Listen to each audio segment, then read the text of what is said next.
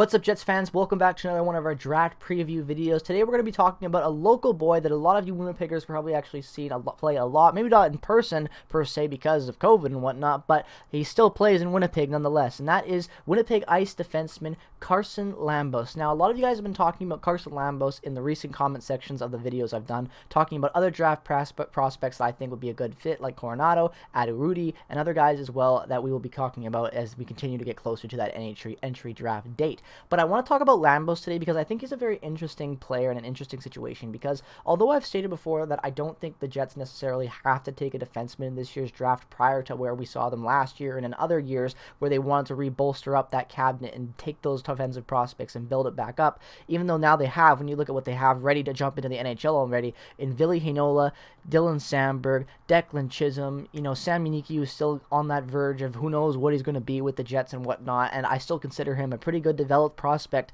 and a lot of other players as well that are coming up through that system as well in the Moose. And I think that Carson Lambos is another great fit for this team, and also the fact that he plays in Winnipeg already just makes sense to kind of take the local boy and whatnot, and I wouldn't be opposed to that because he's had some pretty damn good numbers. Carson Lambos, obviously going back to 2019-20 when there actually was a WHL season, in 57 games played was able to put up 8 goals, 24 assists for 32 points. Now that was a very, very good season for him as a defenseman, and that was his career high in points in the WHL as well. So a very good year for him nonetheless. And honestly as well, he's been ranked everywhere from 11th potentially going in the draft to 30th in the draft. So a lot of different people have him in that, middle of the pack area. I would say most likely he would go anywhere between 15 and 22 in that range. I think would be a solid guess on where a guy like this would go. And the Jets have the 17th overall pick, and a lot of other scouts think that they would fall to the 17th overall pick, so it makes sense that the Jets would potentially go out and get this kid. And I think personally it would be a good fit, although like I said, I am in favor of them taking a forward this year more than so a defenseman,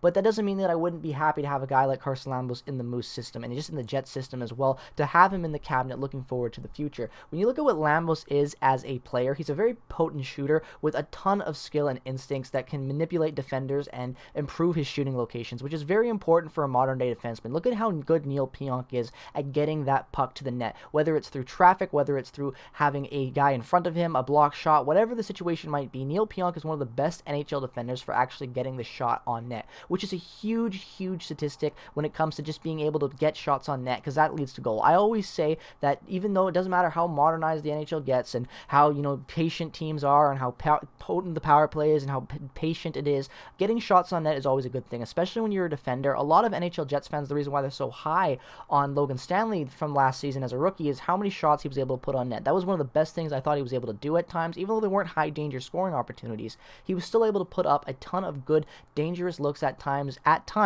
and just get the shot on net, which can generate anything at that point. When you get a shot on net, you can either get a rebound, you can get a lucky break, a tip in front, whatever the situation might be. You never know what can happen by getting the puck on net. So having a guy that can really manipulate defenders as a defender and can get really good accurate looks at whether or not be on the power play at full strength or even on the penalty kill at times is a very, very valued threat. And honestly, with the way he can the head fake and the deception he brings to a lot of the defenders that come onto him, it's just a very valuable skill to have. And honestly, when you look at the Jets and their offense that they have building up through their defense, they don't have that much right now. Josh Morrissey is a guy who can put up points, but isn't a number one guy or hell even a number two guy when it comes to being that point get producer on a blue line. Neil Pionk, on the other hand, can easily be a number one point producer on a blue line while not being a top tier number one defenseman. He can still be that guy to lead the team in points, because if you pair him with the right guy, that can be in a dynamic, incredible, dirty pairing that can destroy the league. And that is exactly the type of thing you're getting with Lambos as well. A guy who's properly paired with another guy,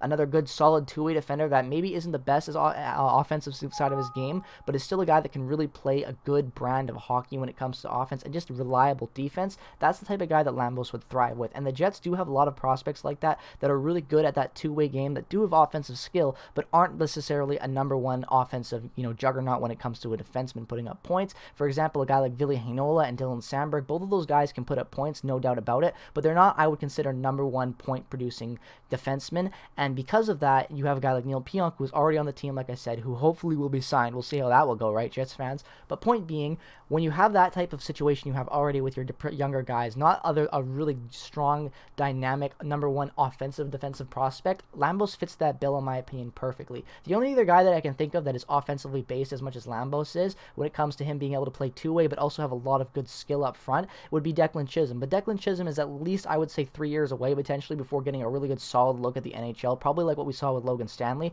because he needs to work on his defensive side of the game. If that offense can stay there and transition from the juniors to the AHL, and we can see more of that in a healthy full season next year with him on the Moose, I would be very excited to see how that game will improve with Chisholm. But as it stands right now, looking into the future and how Lambos would fit in with the timeline and whatnot, and what I call the Hellebuck window, as you guys know, the 3 years left with Hellebuck and with Blake Wheeler's age and is the best kind of area to compete and win a cup right now. Looking past that, I think Lambos would be a great fit for this team on that blue line. Like I said as well, having a local kid already that is familiar with the city, likes the city, and is just already, you know, kind of connected with the fan base, because let's be real, the Jets, the Moose, and the Ice, they all are kind of blended in together right now with the fans that root for them. So to have that kid jump from the Ice to the Moose and then to the Jets to play in all professional 3 major league hockey teams in Winnipeg would be huge for the fans as well. I would love it, and I know a lot of you guys would like that too, and I think it would be just a good fit long term. And like I said, he's been ranked to fall anywhere between, you know, 11 and 30, which is a very broad spectrum, but I think realistically anywhere between